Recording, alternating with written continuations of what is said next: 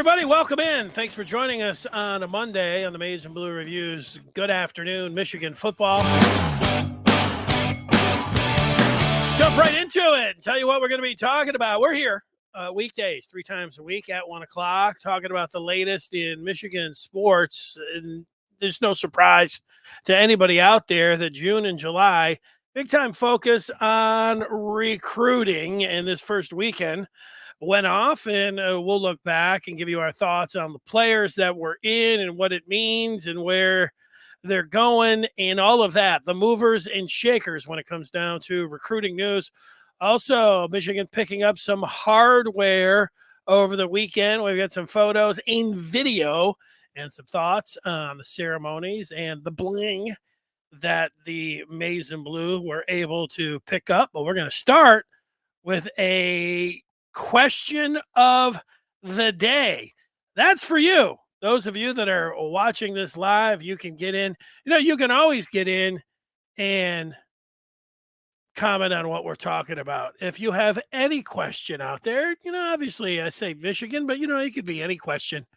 I'll take it. I'll try to answer it. So anytime you get a question, you can do that or point on anything that we're making. You can jump in and use the feedback. But I'm going to ask you a question today specifically about Michigan football and just how confident are you that Michigan will win the Big Ten for the third time in a row? That's right, 3 in a row for Michigan. Where's your confidence level? As you know, Michigan has won the Big Ten in consecutive years. They won it last year. They won it the year before. I'm laughing a little bit because you understand what the last 2 years means, but it's also, try it at home. Try talking about and just saying it, hey, Michigan won for the last 2 years in a row. It feels good to say, even if you said it a number of times and, repeating it, it still feels pretty good to say. How confident are you that Michigan will win the Big Ten for the third time in a row? I'll read some of your feedback on that. I'll answer that question myself coming up, but we're going to start with the recruiting and just what went down over the weekend with, June taking off and Michigan bringing in some guys and some planned official visitors, and then they'll do it again next week, and this thing will keep going. And recruiting has gone by, I don't know, anybody that's judging it right now, terrific for the Maize and Blue, and they just want to keep that going, keep that momentum going. You want to keep that momentum going and hear about Michigan all the time. You know how to do it. You join the Maize and Blue Review. Do that today. Go to michigan.rivals.com, and you want to know what's going on the weekend. While the weekend's going on, you want to know who's coming, who's leaving, the movers, the shakers. That's why you join up to michigan.rivals.com and the Maize and Blue Review. They're going to tell you what's going on over there. All the latest on Michigan football, basketball, recruiting, transfer portal, michigan.rivals.com. We will see you over there on the Den. That's the posting board all day, all night. Michigan talk. You can't ask for anything more, really, when it comes down to it. If you like, talking Michigan all day and all night, and most of you do. Heading into the weekend, this always felt like this was going to be a good spot for Michigan, and that is with Jacob Smith, who is the brother of Gerard Smith, who committed a little while back. His twin brother, Jacob, did not commit at the same time. He was letting the process play out. Jacob, along with his brother, were in Ann Arbor over this past weekend. And Jacob has offers from, besides Michigan, the big dogs, Bama, Georgia. He seems to have shown some interest in Kentucky, Notre Dame, Iowa, and Nebraska. But his brother has committed to the Maize and Blue. I feel like Jacob Smith is going to be a part of this Michigan class. Both Jacob and Gerard will both be back in Ann Arbor in June. If you're looking for some predictions, this is not just a prediction on it happening. I also think coming out of that weekend, I kind of feel like it's going to happen the next time the two are together in Ann Arbor. You come in this weekend, whatever you're going to do with anybody else, and then you come back. So this is a very specific prediction. When the Smith brothers come back to Ann Arbor for a visit, Jacob will join with his brother Gerard, and they will be part of this 24 Michigan football class. I feel pretty good about that. Don't you? Why wouldn't you? Jason has changed up his avatar, and there's nothing wrong with his avatar before. I think it was a picture of him, but he's changed it to a picture of Michigan. I see the amazing blue helmet. It's a good change. Not bad. How about GAM? Hey, I'm not sure I've ever seen GAM golf on here before, but I've got to tell you, GAM, I was watching the Memorial yesterday, and heading into the day's action, I was looking, Rory was the favorite. They had a few others. McCarthy was up there. And then they had Victor Hovland, who had played so well in the Masters up into the back nine on Sunday when, he had a couple bad holes and he dropped out of it. And, he was, I don't know, plus 370 or whatever. I was like, I'm going for Victor Hovland at the Memorial. And I took him, and he went into a playoff with McCarthy, and he won it on the first hole in sudden death with Jack Nicklaus in attendance afterwards. Fun day watching some golf yesterday. So, you get in here and your handle's golf, I'll go off the Michigan path for a second and jump in there on some golf. Larone says, barring injuries, a 100% repeat as Big Ten champs. I'm going to save that one a little bit for you. It was good to see Hovland. It's going to happen for Hovland in a major too. It's there for him, and he's a fun guy to root for. Seems appreciative of the position that he's in. Certainly enjoyed winning the Memorial down there in Dublin, in the Buckeye State yesterday. Only a couple good things about Ohio, if we're going to be honest. And one of them is Jack Nicklaus, and another one is Cedar Point. After that, Cedar Point, Jack Nicklaus, there's two good things about the state of Ohio. That was Nicklaus's course, so it's good to see Jack out there. He's all dressed up, looking good, and congratulating the winners. He had to make the move. He was there on the final hole, and then he had to move over as they went back and had to play in sudden death. Let's continue with the recruiting. Also, over this past weekend, Brian Robinson was in and around Ann Arbor taking a visit. And Robinson is interesting to me in that I follow this, just like you, pretty close.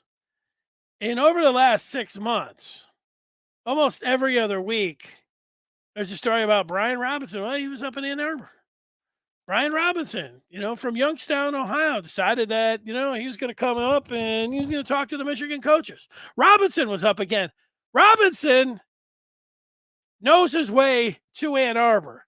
He has got to feel real familiar. Some people, I put myself in that category, maybe. You like face-to-face visits more. Yeah, no, I do. I like face-to-face more than, talking on the phone. or however else electronically. Robinson likes to come in for face to face, and he has been in Ann Arbor as much or more than anybody out there. And there's a lot of people. I'd say the gurus, people that are really like into this, detectives, Josh Hedge, Trevor McHugh, Seth Berry for the Maize and Blue Review. These guys are looking for any clues that might happen that they can uncover to feel like they can give you an indication on which way or not a guy is leaning. And there a couple months ago, boy, the lean, boy, it really seemed like Michigan, Michigan, Michigan, Michigan. And one of the reasons was pointed out is like the guy's always around. He's always coming into Ann Arbor, and you sit around talking on the phone, but once you have one visit, then you have another one in person, you kind of think like, what's going on. But, now since, and maybe this is just me reading it now. This is not, your expert guru saying this is how it's went down because they, talked to Robinson's people or whatever, or or whatever. Feels like Robinson might have some cold feet here. Like I think he wants to be part of this class, but he keeps coming around and hanging around, and yet he's not pulling the trigger. A little indecisiveness, whatever it is. I do know that Michigan has Steve Clinkscale, who is from Youngstown, Ohio, and if Clink can't get Robinson, Michigan's got their best guy on the job when it comes down to Clink. And, so you got to feel good about that if you're a Michigan fan and you want to see Brian Robinson in the Maize and Blue. Been up here a lot. He was up here again this weekend. Clink is from Youngstown. Like, connect the dots here. And it might still end up happening, but it did not happen over this weekend, as you probably know by now. And Robinson does have visits coming up, official visits to Kentucky. And then he'll go up to State College. And so Michigan, Kentucky, Penn State. Maybe he's waiting around to see if Ohio State will offer him. That's also a thought that I had about Robinson and why he's waiting. He likes Michigan, and in the meantime, he's like, "No, I'm going to check out Kentucky." And then, no, nothing from Ohio State. Meanwhile, he'll go over to Penn State. Oh, nothing from Ohio State. And then, you know what? You want him, was it reluctantly? You want him to come to Michigan if he wants to come to Michigan, not waiting around. That's my read on Brian Robinson. Don't forget the question of the day. If you're just joining us, we're looking for your confidence level. We're asking you specifically, how confident are you that Michigan will win the Big Ten for the third time in a row? I'll answer that question coming up. We'll also look at some championship rings that Michigan received over the weekend. Right now, we're going over this past weekend and recruiting. Brian Robinson, Jacob Smith, two guys that were in Ann Arbor, and so was Jordan Shipp, the wide receiver, four-star wide receiver from Providence Day in Charlotte, North Carolina, a pass catcher who's receiving those passes from Michigan five-star quarterback commitment, Jaden Davis. Jaden Davis has shown pictures on his Instagram with Jordan Shipp on one side, and on the other, Channing Goodwin, who committed recently, who is also a wide receiver on that Providence Day team. And when you start thinking about Michigan's chances, there is a final, I don't know, it's a final eight, down to 8. Let's see it when it gets a little bit further down. But when you just look at the 8 that Shipp is considering, Georgia Tech, North Carolina, NC State, Kentucky. Again, Kentucky gets a lot of players coming in. They just got a nice quarterback. Maryland. Ooh, so, Kentucky. Maryland, Cincy, and Va Tech for Shipp out of North Carolina. Still feel pretty good. Why would I feel good about Michigan? For the obvious reasons. 2 of his teammates are committed to Michigan. 2 of his teammates on the same side of the ball. Two of his teammates that are skill position players like his. One of his teammates, a fellow wide receiver. One of his teammates, the signal caller for his team that they've had so much success. It seems like a natural progression, matriculation for Ship to follow his teammates up to Ann Arbor. Why not? Let's do it. Let's see it. I think that has a very good chance of happening. I have to apologize when I talked about Marquise Gallegos coming in over the weekend. I've kind of just threw it out like he was an extra or something. Gallegos is coming in, 3-star safety out of California. I didn't know too much about Gallegos, and kid coming in from California that I hadn't heard too much about. I'm thinking maybe this guy just wants to see the campus and he's taking some visits. He's not really serious about Michigan until you start looking into him. He is serious about Michigan. This isn't his first time in Ann Arbor. And oh yeah, Gallegos, he's rated as a 3-star by Rivals, but apparently other evaluators in this business, they like Gallegos a lot more than Rivals. In fact, Rivals might be the lowest on Gallegos. Elsewhere, people think that this guy's a superstar. So, Michigan, and, I'm thinking that Michigan is probably like a lot of those others.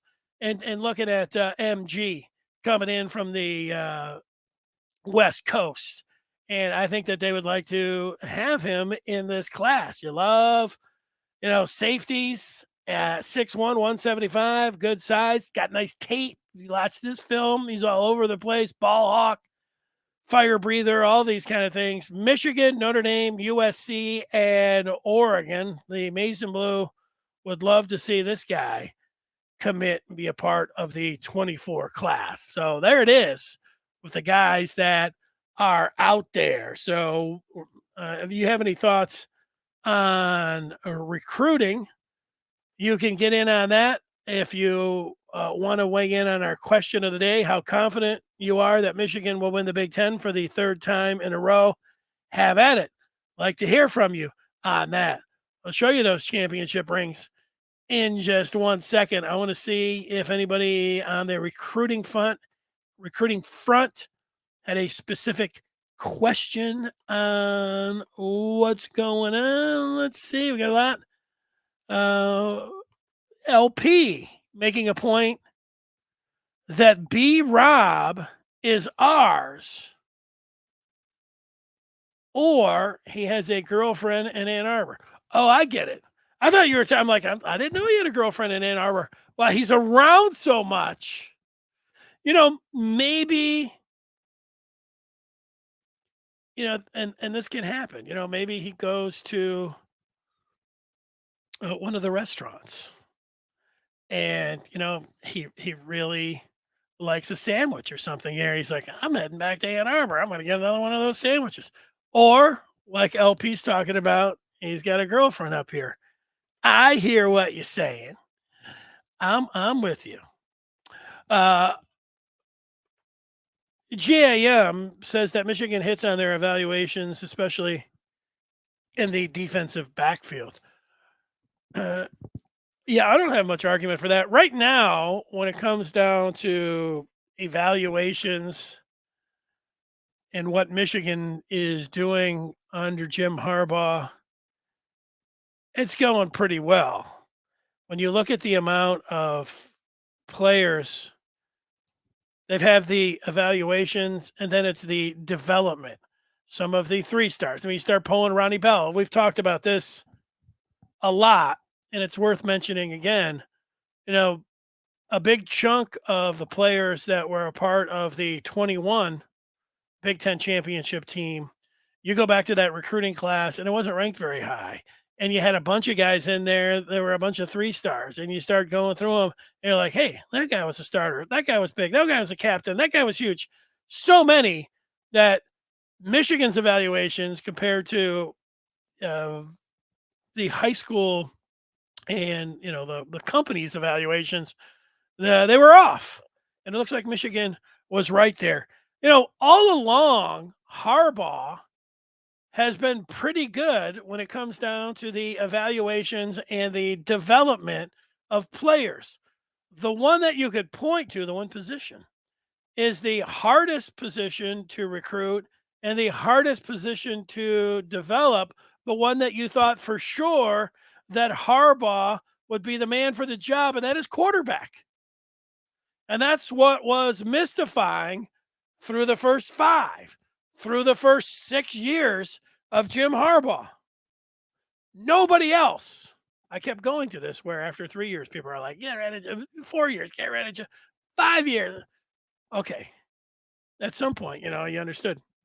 But not beating Ohio State and not developing a quarterback or not getting an outstanding quarterback. It was, I'm going to say mystifying. It was surprising considering Harbaugh's background. I said it all the time when it came down to Ohio State. They were like, Michigan can't beat Ohio State under Jim Harbaugh. It's like, if there's one guy, and people say, they need somebody that knows how to beat Ohio State. Jim Harbaugh knows how to beat Ohio State. He knows everything about that rivalry. That's where he, that part, he wasn't getting it done, but he knew. And then the quarterbacks. Jim Harbaugh's been playing quarterback, since the third grade. He's damn near 60 years old. That's a long time to be studying and to be a QB. I know there's a lot of young, whippersnappers out there, play the position. They're all into analytics and everything else, and they played, I don't know, wherever they played. But Harbaugh, that's his baby, the quarterback position. So that was always surprising. Now that I'm looking back and we're talking about Big Ten championships for 3 years in a row, I constantly predicted about Michigan getting over the hump by having a quarterback lead the way. That was the biggest thing. Ohio State, they had it just from whoever, from Troy Smith and on, quarterback over Michigan, quarterback. Surprising thing is that Ohio State had the number 2 pick in the draft 2 years ago, and Michigan had Cade Cunningham, fine quarterback, but I don't know, and I know that there's some think that maybe he'll be a pro, maybe he will. I'm taking nothing away from Cade. He wouldn't have been my pick, and he certainly wasn't. If you're comparing the two, but and it didn't really even outplay him in that game. It was Michigan being tougher, their offensive line, and a running game and a defense. Before you'd get to the quarterback. But then last year, the defense was a factor. Running game late certainly was a factor, but it was the quarterback that made the difference. And if Michigan is going to go for 3 in a row, and if Michigan is going to go further than they did last year, like to the championship game or win it all, it's going to be the quarterback. And that's why when I start hinting around and talking about the answer to my own question, and that question again is, how confident are you that Michigan will win the Big Ten for the 3rd time in a row? With J.J. McCarthy, if you're going to start there, which is a good place to start, talking about quarterbacks in football, you feel pretty good. Mark, who joins us oftentimes during the week, will have a lot of Michigan points that he's putting up. And then, did he ask the question or he was making a statement? I forget. He was saying that, there wasn't any quarterbacks in college football that he would trade J.J. McCarthy for. And he said, maybe Caleb Williams, the Heisman Trophy winner from USC. And, I could see that. Those hypotheticals, people are like, I wouldn't trade him for anyone. Caleb Williams, probably going to be the number 1 pick. Maybe you would, probably you would make that trade. But would you trade him for anyone else?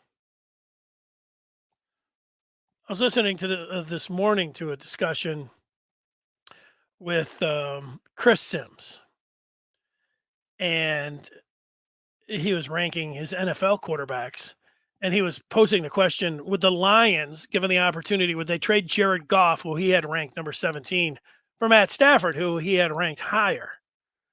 And I thought, well, that's a pretty interesting sports talk question, especially if you're in Detroit. Would you trade? Would you make that trade in reverse? No picks or anything else, straight up Stafford for Goff. And my answer was no, I would not do that. And then I listened to them, and their answer was pretty similar to mine. They wouldn't do it either because of the questions surrounding Matt Stafford's injuries.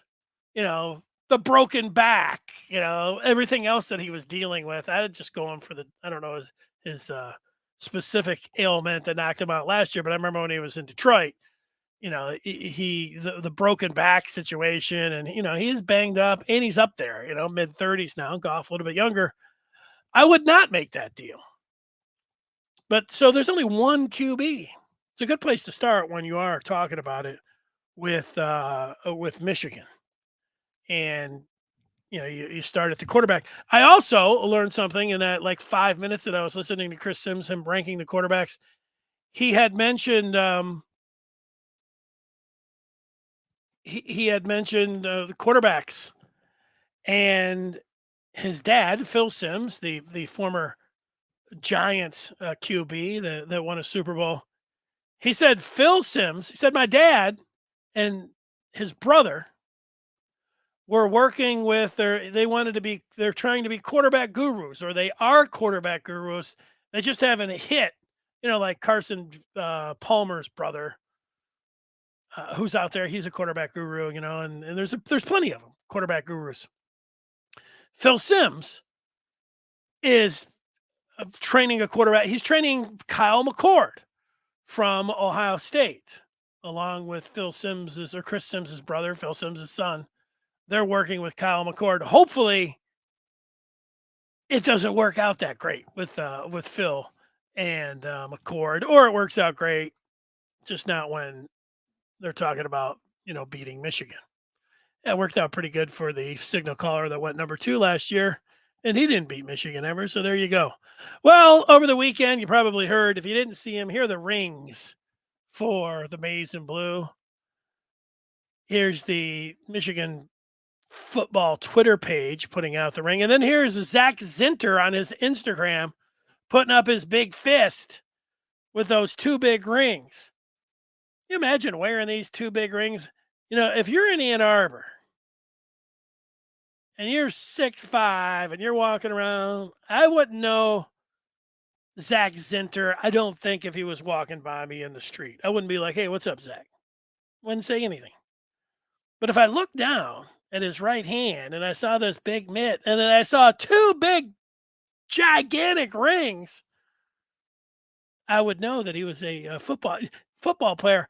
I don't think he's going to have room. I know Brady, he's had those 5 rings. It doesn't look like there's room for a 3rd ring on this big hand of Zinter's when it comes down to it. Speaking of the Michigan football Twitter page, they did put a little presentation of the ring ceremony from last night. I thought I'd play it. Here are the boxes for those of you that are listening to the podcast. Back to back. We're here to celebrate the 2022 Michigan football championship team.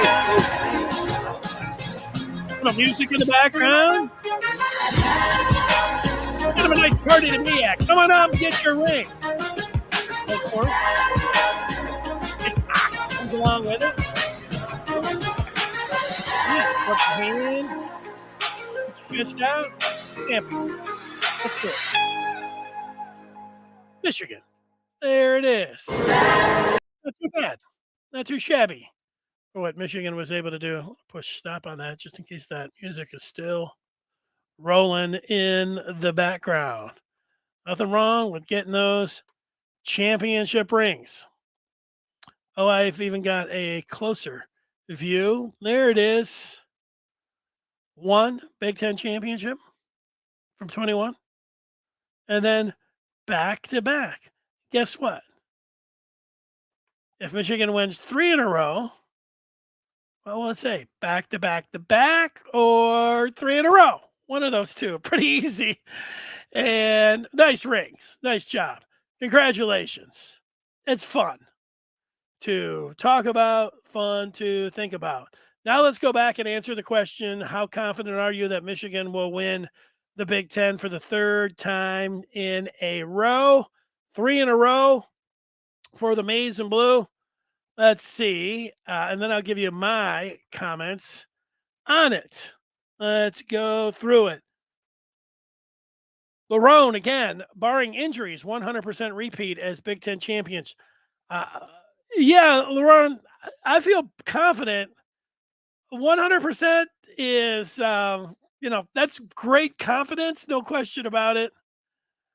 Nice to have that 100% unflinching, unwavering confidence in this Michigan football team.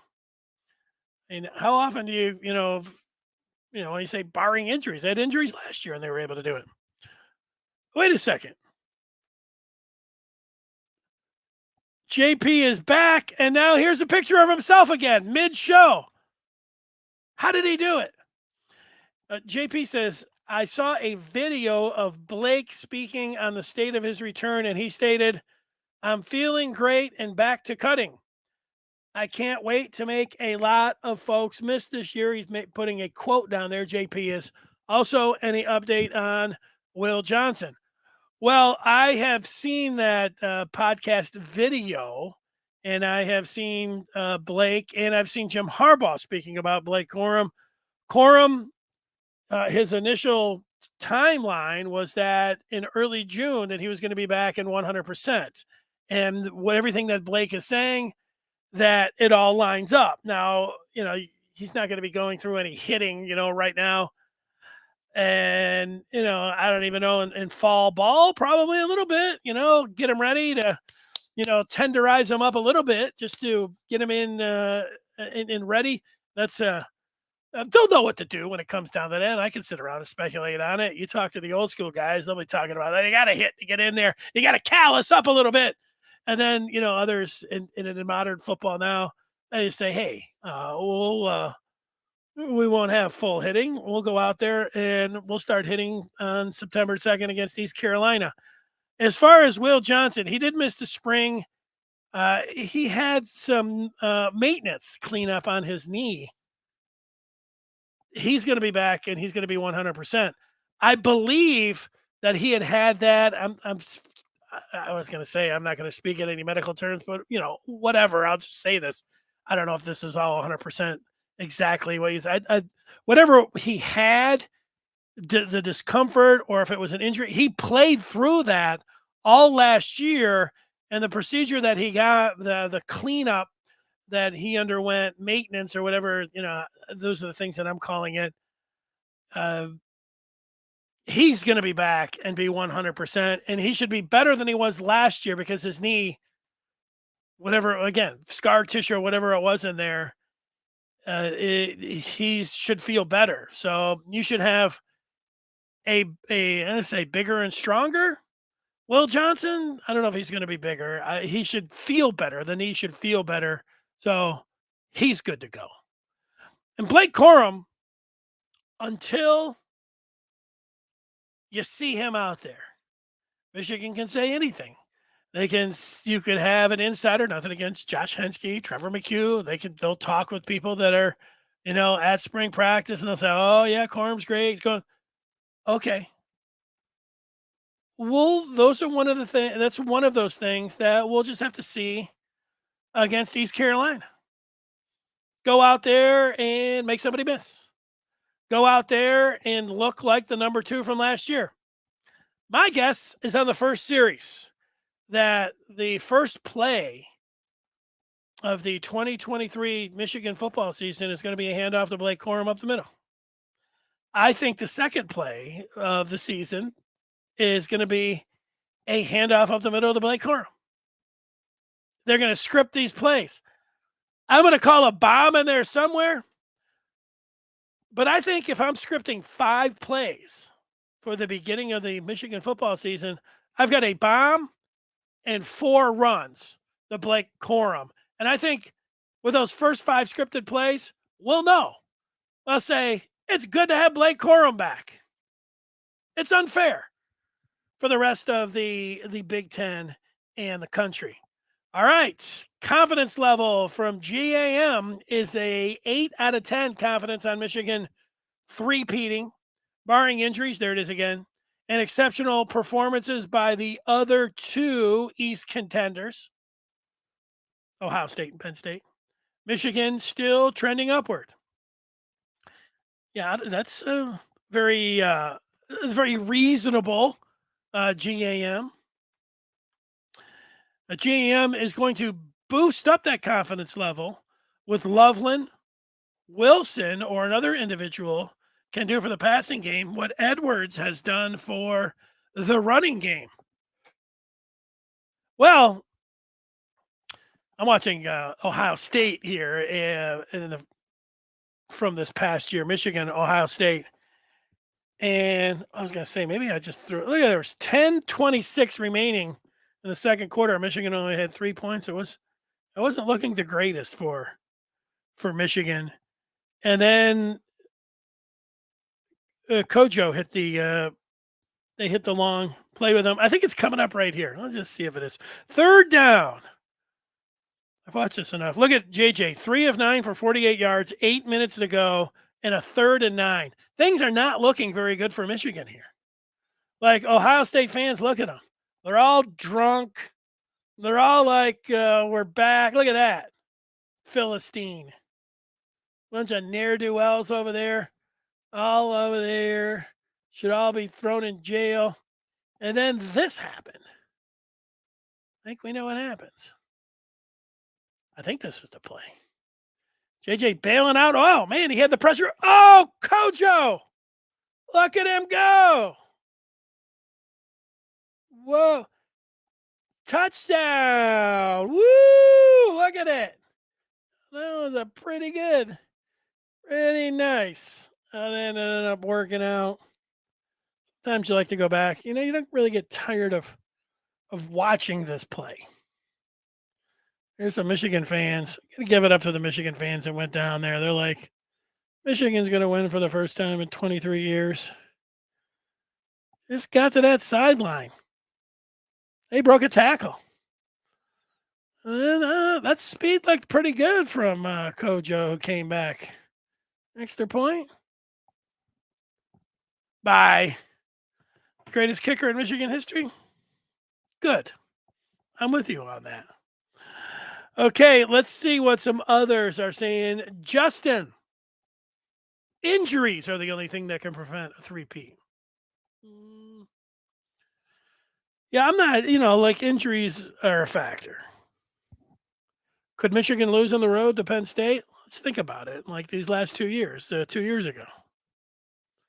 Michigan was a play away. It was a one-play game at Ohio State. At Penn State. Ohio State wasn't. There was a number of plays. Michigan blew out Ohio State. Kent is at an 80%. 3 in a row is difficult, but I don't want to fall into the gambler's fallacy. This is the most experienced, talented U of M team that I've seen for a long time. Yeah, and this is along the way where I'm going, Kent. Like, what do I think? Does it matter that Michigan have won these last 2 years? I think there's some intangibles. Like, I'm sure, if I was on the other side and I was down in Ohio State, it's making them so mad because they have lost 2 in a row. They have to. So, that's going to be an intangible. But, the fire is always burning hot down there. So, for years, 20 years, Ohio State was in Michigan's head. They were certainly in the fans' head, certainly the media's head. And they're probably in a little bit of the coaches and players. I know they have to not think about any of that, but I think they did think about it. Ohio State is not in Michigan's head anymore. And in fact, that part has turned because there will be a lot of writers, broadcasters, historians who will look back at this series and talk about how it has been dominated by one team or the other. And when Ohio State had it going for a long time, and then Michigan had it go for a long time, then Ohio State turned it. And now this, so it could be in Ohio State's head a little bit. So from that part, but yeah, if you just look at the team, you should feel pretty good about Michigan. Feel good about the in college football in general, pros, it's more about quarterback, coach, and in college, it's more about coach, quarterback. It doesn't matter for this example because Michigan is set with both. Michigan has Jim Harbaugh, who is a great story, captain comeback, was totally down and out in Ann Arbor, looking like maybe, Michigan was going to have no choice but to move on. But the captain comeback turned things around. And now he is just, it's really hard to get it like where he's got it right now, but he's got it. And he's got the most important player at the position and the game's in Michigan this year. So yeah, you should feel very confident. I'm going to put a percentage on it. I see everybody else is as well. How confident are you? Feedback like this makes me more confident. From Kent the Fifth or Kent V. JC says, if Michigan doesn't lose Will Johnson, JJ, the Blake/Edwards, then Michigan wins the Natty. So JC is taking the how confident are you of Michigan winning the Big Ten, taking it right on through to the college football playoffs, right to the top. JC, nobody's calling you crazy. Nobody's calling you anything. I think people, when they hear this and they see it, Will Johnson, JJ, Blake, Donovan Edwards, and Blake Corum, all those guys are out there and available, and Michigan wins the Natty. Why not? JP is at a 9 out of 10 to win the Big Ten this year. We are finally at the point, even with injuries, that we can say next man up and they deliver. Years past, we did not have that. Not talked about, yet very important. Depth, very important, JP. I'm right there with you. Just look at it last year. Quarterback, running back, offensive line. They had injuries all throughout, some season ending. And, they had a few on defense too. Ryan throwing a go blue out there from Florida. What's going on down there in Florida?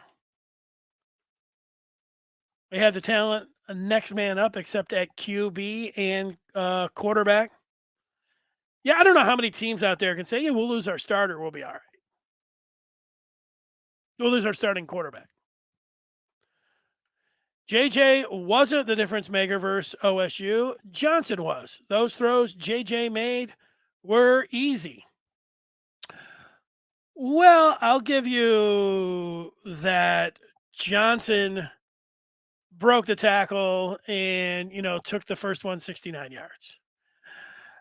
Johnson made the move and was open and was able to catch the ball and outrun the defense for 75 yards. Both of those touchdowns.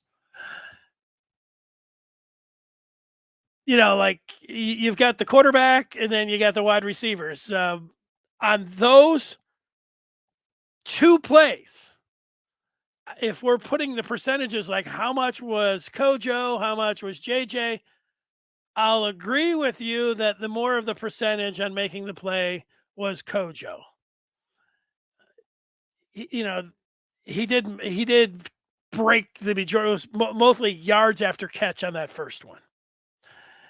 The second one, he ran a nice route where, he was open by a mile.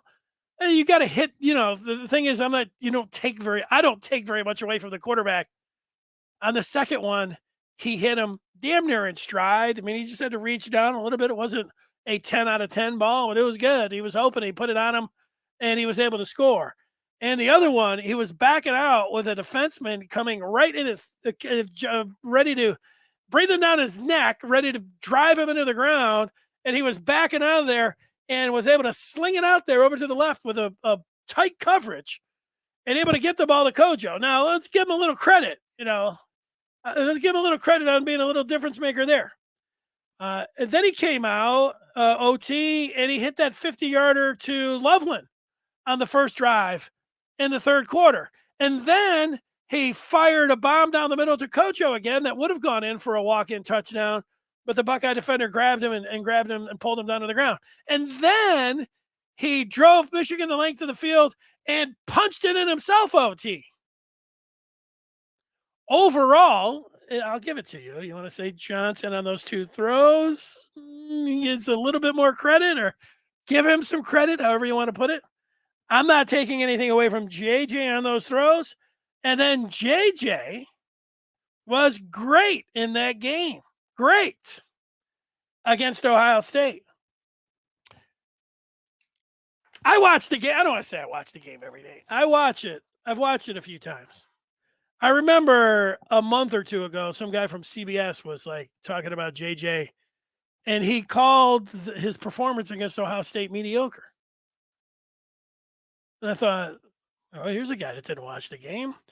And then if you look at the statistics from JJ and you just see the completion percentage, it was at 50% in the game. He didn't have a very good first quarter. It didn't have, half of the second quarter. Wasn't all that hot. But then he caught fire. Then he was great. Then he played the best game at quarterback in 20 years for Michigan to win that game. So overall, OT, I think you get a little bit of a point, but I'm arguing against your point there. Kenneth, hey, Dennis, who has the most consecutive Big Ten championship wins?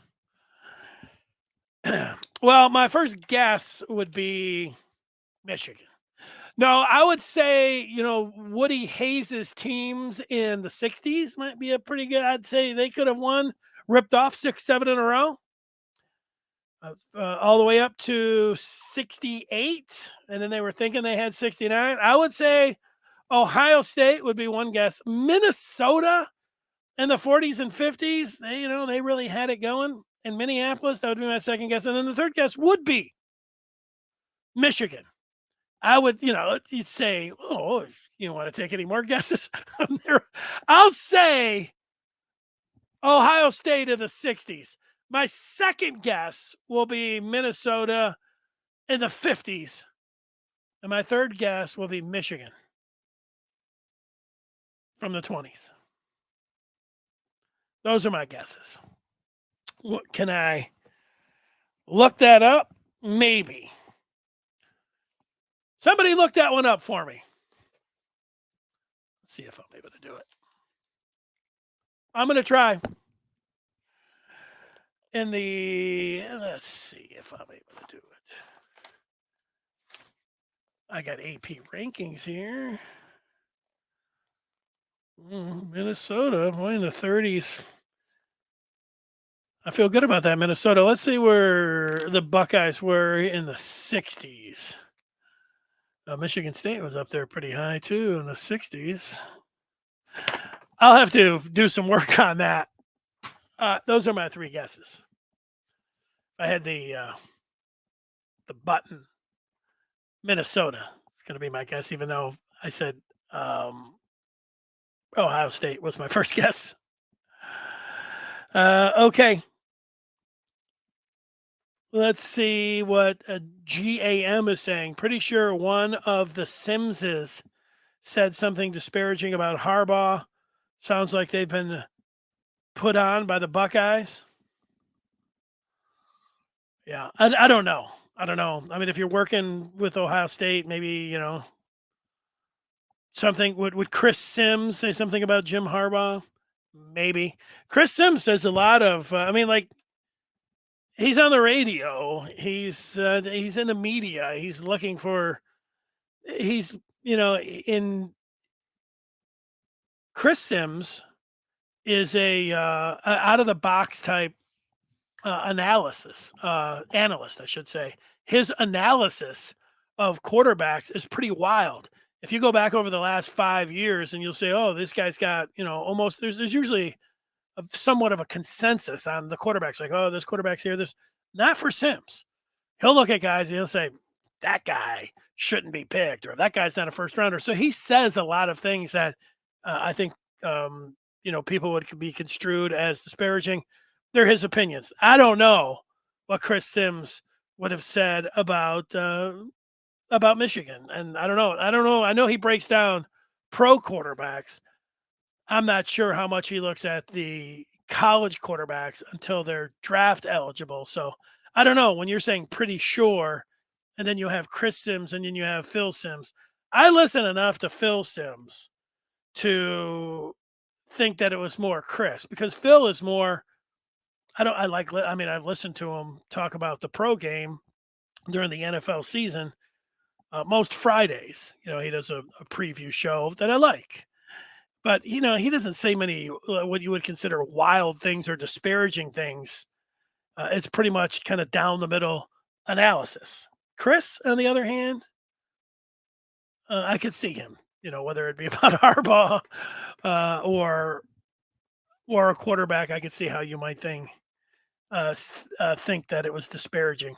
I didn't see that myself, so I can't tell you. Zinter will have 2 more rings after this season to add to the collection. Boy, we're way down here because I talked about Zinter like 20 minutes ago. Zach looks like a young John Jansen. That's not a bad comparison. 99% confident, it says here, as long as they don't lose JJ or Will Johnson. LP has never been. I'm sorry, he says, I've never had this level of confidence in any of Jim's Michigan's teams until now. Well, I agree with you on that. Here's Antoine getting into the show late. Where you been, Antoine? Antoine says, has anybody noticed that OSU's recruiting has slowed down? Once you get past those wide receivers and the one quarterback, it's not too much meat on the bone. They may catch up, but it's looking shaky. Yeah, I don't know. I think that's more likely wishful thinking, but I know you keep a closer eye on that, everything that's going on down there with the ne'er-do-wells than I do. Theodore, what's up, Theo? He's 100% confident because the players are confident. When was the last time we had a group of players with this much confidence and swag in themselves and each other when asked, what is your goals? Good question. I don't know. He's so pumped for the season, Theo. They all say natty. There you go. We've got a new person coming in on the feedback with some dice. Neutral news. We really need to address this whiteout room. Well, Neutral, since you're a first-timer here, I suggest going back and watching some of the previous pods. Michigan doesn't need to address the wide receiver room. They've got an excellent wide receiver room. They've got a good enough wide receiving room to win the national championship. Now, if you're comparing it to the Ohio State wide receiver room, half of the teams in the NFL would take the Ohio State wide receiver room over what they have. I think you have fallen into, and most of the people have, and even half of the analysts, even whoever your favorite Michigan commentator is. There's nothing, because you have to look at something. There's nothing on offense that you could look at and say, well, boy, Michigan, except wide receiver. And yet, I think Roman Wilson's a lot better than you think he is. I think Cornelius Johnson can be a lot better than you think he is.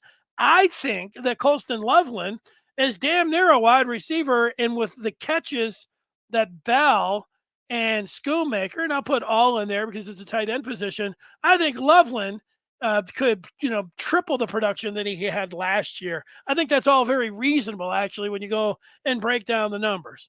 Now, I don't know, Peyton O'Leary, the way that he looked, and, Tyler Morris or Darius Clemens or one of the three freshman wide receivers, I don't want to say you need to go check yourself, but this pops up about once every week or so. Some of you guys that are out there listen to some of these other Michigan pods, and hell, they're getting thousands of views. And these guys sitting up there talking about the Michigan wide receiver room really needs to be addressed, folks. No, it doesn't. Bad take. No, it doesn't, Neutral News. You're wrong. AJ is not really worried about the wide receivers. We don't throw to them anyways. We got some dog tight ends. Well, Antoine, you must have missed last week. Let's see. Did I save it maybe just for you? I did. Jim Harbaugh last week down in Detroit. I think it was on Thursday. Jim Harbaugh came out and said that he sees this offense being 50-50. And before you start typing away that this is going to be coach speak, he did say he bets when it's all said and done, it'll be pretty darn close to 50-50 amount of times that we throw it to the amount of times we run it. And when you look at the run-pass ratio from last year, that means Michigan's going to have to throw it a lot more. They want to throw the ball a lot more than they did last year. Now, look, we talk about this maybe every day. When you have Donovan Edwards and Blake Corum, the two best running backs in the entire country, number one and number two. Why are you going to go away from that? You have an offensive line that could be the best in the country, the most physical in the country. Pro Football Focus, when they ranked their centers in terms of running the ball, who was the best at run blocking? Drake Nugent, who's coming in for Michigan. So Michigan has a road grader offensive line. They have the two best running backs in the country. They're going to run the football. And they might run it, a little bit more than, you'd want. But knowing that Michigan wants to take the next step, and they're right there where, they're in a great spot now. It is being more lethal in their passing game. I think they showed you what they were able to do with their passing game when it clicked, starting with the Ohio State game, going to the Purdue game, and against TCU, unfortunately, with the two picks, of course, that put in there. But I believe that Michigan has the talent and the ability to use the passing game and the wide receiving game. And I think, if you just want to follow everything that's going on, that's fine. But if you want to take a step back and think about, put yourself in the meeting rooms, put yourself in the idea of how can Michigan get better? It is working that passing game a little bit more. It's not looking at the wide receivers and saying, this wide receiving room needs a lot of work, or however, what's his name put it. Or having one of your biggest fans be down on the team because they run the football and win the Big Ten 2 years in a row. Brian says the toughest part about the Michigan's receiving room / recruiting is they need to know how to block before they see the field. I think the toughest part in the Michigan's recruiting wide receivers is that the receivers come in and they say, you guys never throw the ball. Like it'd be like Antoine coming in. You guys don't throw the ball enough. And, do you think Michigan realizes that? Do you think Michigan's answer is, yeah, you're right. We don't. Learn how to block. I think they know that. And to get more wide receivers, that they're going to have to do that. And, oh, by the way, quarterbacks like Jaden Davis. They say, hey, Jaden, just work on your handoff. That's all you need to do is come in here. I think that is going to be the biggest part. I think this is a good way to put it. JC has faith in Harbaugh to open it up a bit more now that JJ has had a full season under his belt. Experienced quarterback with a full season under his belt. Good point. I would be more emphatic about Michigan opening it up with JJ because I think that's what I see. I'm with you. I do know that Harbaugh, like all coaches, hates turnovers from the quarterback position and stresses that the number one thing is that the quarterback needs to take care of the ball. And that last game, throwing 2 pick sixes. Now, as long as JJ plays like he did through the first 13 games of the season, I think Michigan is going to. This is a caveat. I see the passing game and what Harbaugh said being close to 50-50. They are going to throw it more and try to connect downfield more. The caveat is if they're turning it over. Then I think Harbaugh could go into a shell and tell Moore just to run it every time. Thanks, Gary. Gary indicates good show.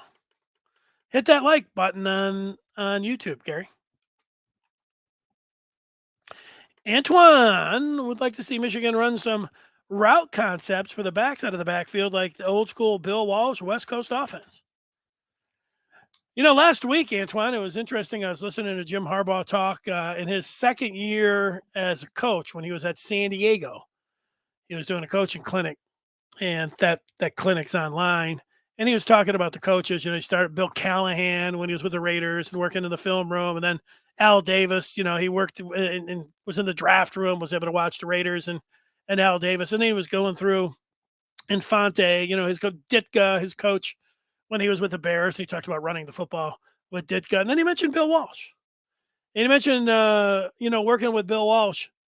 And I do think you have 2 running backs who both can catch the ball. And I think that getting them the ball more out of the backfield or flaring them out, putting them actually, as wide receivers and throwing them the ball, it seems like something that they should do. The reason that they might not is that, JJ might have a difficult time throwing some of those, flare passes or screen passes, but maybe he's gotten better at that. There's only so many plays in the playbook, would be another one, but they both look like, talking about the running backs, that they have pretty good hands. I mean, we know what Edwards has, and Corum has caught the ball. So I think that it was surprising that they didn't do it more last year. That was what I was getting at. So yeah, I would think that they would do that more this year. Right? Okay. We got one more. We got 3 more. Everybody can't play for Michigan and isn't built to play for Michigan. That's why the players that commit to Michigan usually stick around and don't transfer because of the style that they choose. You'd like to think that. I think that most top programs feel that way, but yeah, I mean, I'm not here to throw a wet blanket on what you're saying there. JC says the way JJ responded against those mistakes said a lot about him and gave Jim more confidence in him, in my opinion, in that game. The way he responded, you might be right about that. And then finally with AJ says the linebackers can't keep up with Donovan or Blake, especially Donovan. That would be a nightmare for any team to defend. It would be. The one that I think AJ is against Michigan State. And it was in the first half. And Edwards ran. Usually you don't see a route where the receiver runs straight down the middle of the field. But that's what Donovan Edwards did. He ran probably 20 yards, maybe 15 yards, straight down the middle of the field. And he had a linebacker on him. He put a little move and then, cut in. JJ hit him with a pass. It probably went up for 30, 40 yards. It was so easy. Donovan Edwards on a linebacker. Yeah, I like it. And I know they, against Rutgers, flared him out and had him going down the sideline. Then he, caught one in the end zone. But down the middle of the field, it's there. We do think about a lot of what happened last year. They want just new wrinkles, different things, and slants, jump balls, screens. Those were three things they did not do a lot. I mean, Michigan was undefeated last year. So when you're undefeated, I think you get a little bit of a break about, oh, where the hell was it? Well, it worked. What they did worked.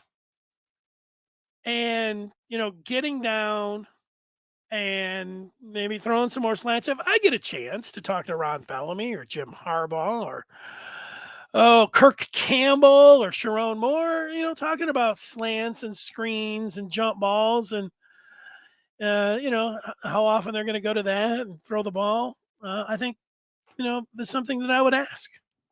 I'm right with you on there. Steve agrees that the wide receivers are fine. Same for the punter position. Well, with punter, Tommy Doman, we just, we saw him in the spring game. He's I noticed you didn't say place kicking. I know punter and place kickers, those guys haven't done it. Now they brought a transfer in from Louisville and one from Mississippi State, and then they got a true freshman. Until those guys get out there, it's a little bit like Blake Corum coming back from the injury. Everybody can say whatever they want. Until I see it, until you see it, there's going to be just a little bit like we got to wait and see. I'm going to say the same thing with Tommy Doman. You can sit here and rocket the ball to the moon as a punter, but until you got guys running at you and are looking to kill you, and you got 100,000 people in the stands and a couple more million, watching at home, that can change things. You got to see how you do under pressure. Same thing with the field goal kickers. Those guys could sit there all day potting 50-yarders after 50-yarders. Do it when a rush is coming at you. Do it live. Then we'll be talking about it. Of course, you keep extending that because if you do it in a non-conference, you say, okay, now we got to see it in conference play. Now we got to see it on the road. You're always, every week as it goes, maybe in life, you're always about what's next, being able to prove it. What are you doing today? That kind of thing. The thing that I feel good about and why I have the confidence in Michigan winning 3 in a row is that Jim Harbaugh has the football program running. It's tough to get all the levers in the right spot, get recruiting, get name, image, and likeness, get the coaches, get the schedule, get everything, and then to have the players and have the two deep, and then, have the leaders. He's got it.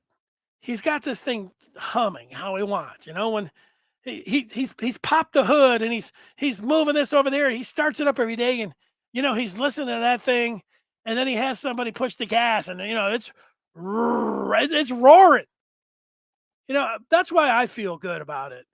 He's got the engine underneath that hood, and he's got the driver. He's got the tires. He's got however else you want to look at it, any other analogy. And he understands as the coach, he is one of the best coaches in the country. And he's might have his best team.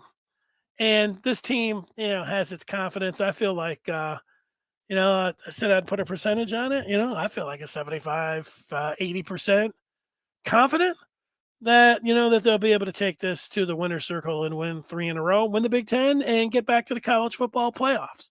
Really, as it comes down to it, when you're making predictions, am I picking 11-1 or am I picking 12-0? Like, okay. Some days I feel like, 12-0 for 2 years in a row, that almost seems a little crazy. Maybe I should just pick them to lose one. But right now I'm 12-0. And if I'm 12-0, I'm 13-0. And I'm 13-0, that gets them into the college football playoff for sure. And are they ready to win those two? I don't know who they're playing. I feel like they're going to be 13-0 right now. That's how I felt. And, why should I change it? I'm feeling pretty confident about that part. All right. Thanks for joining us. Join me on the Maize and Blue Review tomorrow. I'll be writing some things up about Michigan and likely about Michigan football. And then we'll be back Wednesday with Jim Scarcelli. Thanks for joining us. If you're listening on the podcast, give us that 5-star review. Always hit those thumbs up on the YouTube. And we love all of the comments. And what I have found, if you comment on the YouTube after the fact, that those comments, show up to me. And I usually respond to them then. So all kinds of ways to get your thoughts in. We'll talk with you on Wednesday. We'll see you tomorrow and a little bit later on the Maize and Blue Review. Till then,